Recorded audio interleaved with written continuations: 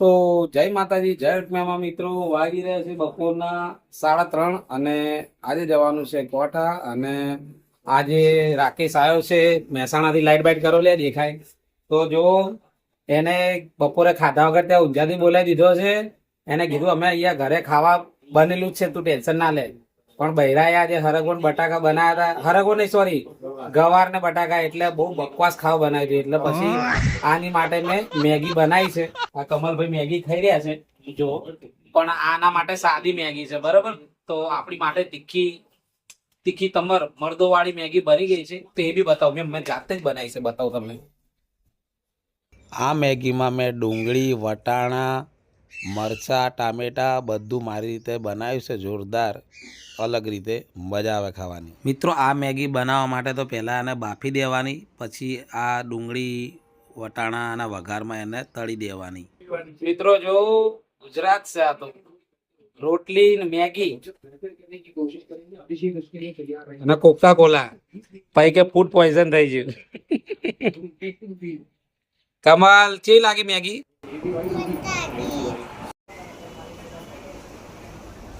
મિત્રો, અમે જઈ રહ્યા છે જો. ભરતભાઈ તૈયારી કરી લીધી છે. અને આ કમલ કહે છે મારે આવું છે. આ દીપક છે અને એની મમ્મી એને મૂકવા આવી છે, જાણે આર્મી ઉપર લડવા ના જતો હોય. અને આપણે બી નાઇટી ટી શર્ટ પહેરી લીધી છે. હવે જઈએ છીએ, થોડા વહેલા જઈએ છીએ. 6 વાગ્યા છે. કેટલા વાગ્યા? 6:15 વાગ્યા છે, એટલે નીકળીએ છીએ. ચલો.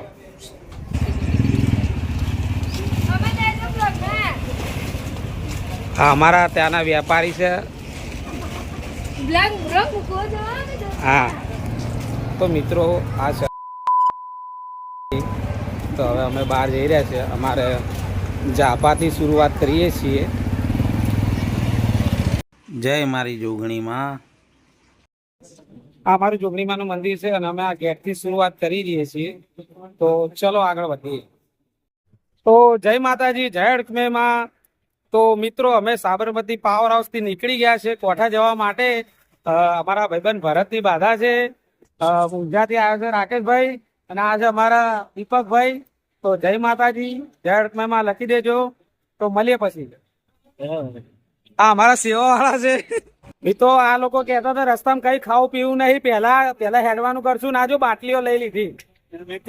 હજી તો ધરમનગર થી જ આવું ચાલુ કરી નાખ્યું. હવે આખા રસ્તા જેટલું ખાય આ લોકો. તો જય અડકમેમાં.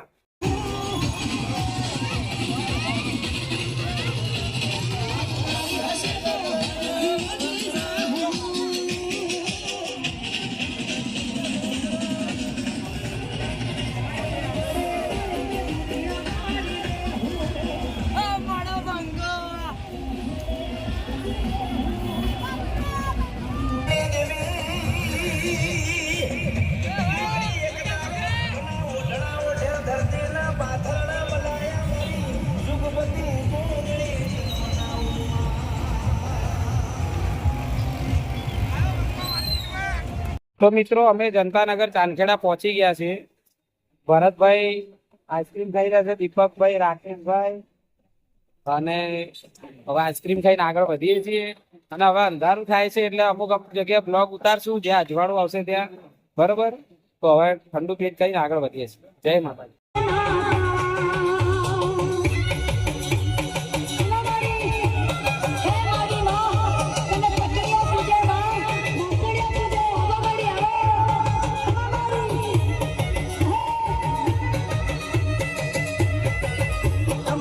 તો મિત્રો, અમે અડાલજ પહોંચવા આવ્યા છીએ, નજીક જ છીએ. અને અમારા દીપકભાઈ જોઈ શકો છો તમે.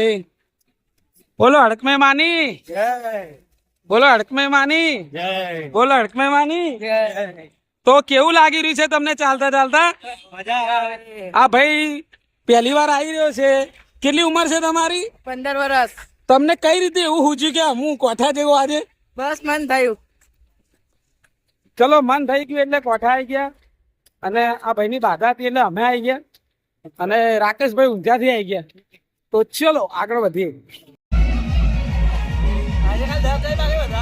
મિત્રો, અમે 16 કિલોમીટર કાપી લીધું છે અને પહેલી વાર હવે અહીંયા બેઠા છીએ. અમે હવે ચા નાસ્તો ખાઈ અને આગળ વધીશું. જય માતાજી. ચાય પીએંગે. મિત્રો આ ભરત અને રાકેશ મેચોની વાત કરી રહ્યા છે ને મેચ જોઈ રહ્યા છે અને અમને કંઈ ખબર નહીં પડતી મને દીપકને એટલે અમે લોકો એકબીજા સાથે વાતચીત કરતા જઈ રહ્યા છે અને એ લોકો એમની ધૂનમાં મેચની ધૂનમાં જઈ રહ્યા છે.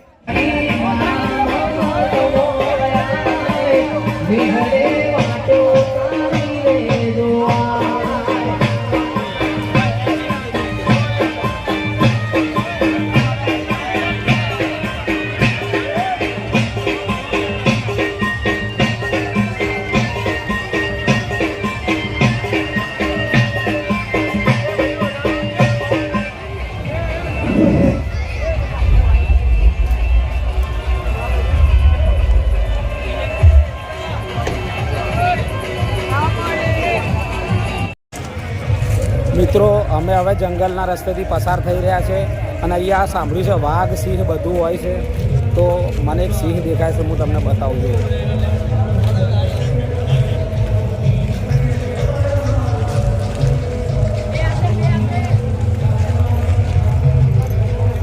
આપણને સિંહ કંઈ ના કરે કારણ કે આપણે ઓળખાણ છે યાર સોશિયલ મીડિયામાં આપણને ફોલો કરેલો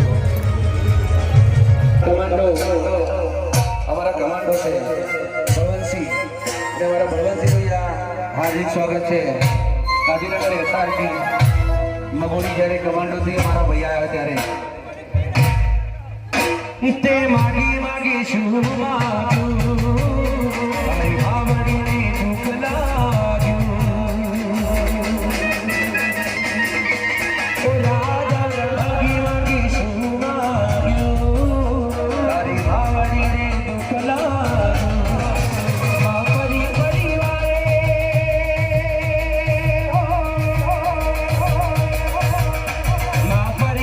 પરિવારે મનાવે છે મારી મહાકાળી માત રાજા બસઈને સમજાવે છે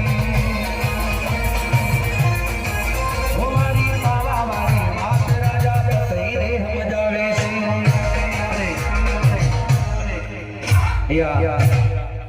આ પ્રભાતા ઘણા બધા કલાકારો છે એટલે આપણે સમય બહુ નહીં લેવાનો.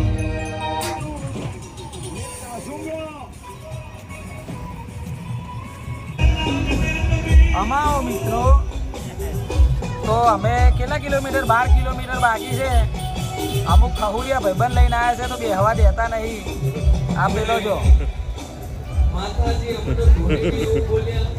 મેચ ચાલતી હતી એટલે રાકેશ અને ભરત તો જોતા જોતા હેડ્યા છે. અમારા પાસે કોઈ ટાઈમ પાસ નહોતું, અમને મેચ ગમતી નહીં એટલે અમે ધીમે ધીમે હેડીને આવ્યા. આ અમારે નવો મેમ્બર છે એટલે બિચારો થાકી જાય છે તો એ નહીં બી અત્યારે ખબર પડી ગઈ કે બેસી ગયા ને તો પતી ગયા એટલે અમે તો પગ લબડાઈને બેઠા. બતાવજો પગ.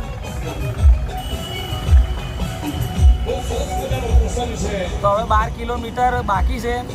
સામે ખીચડી ઘી મળે છે. આ જગ્યા જોઈને તમે ઓળખી જશો. બતાવો.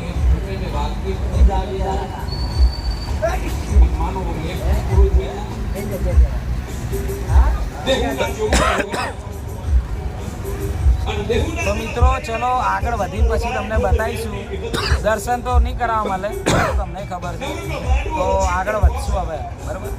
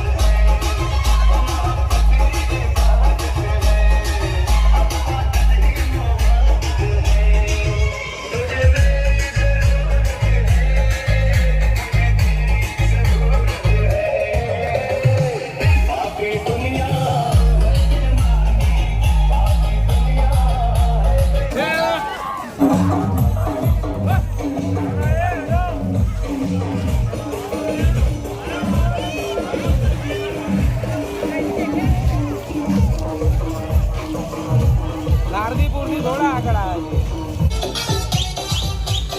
છે. DJ RK.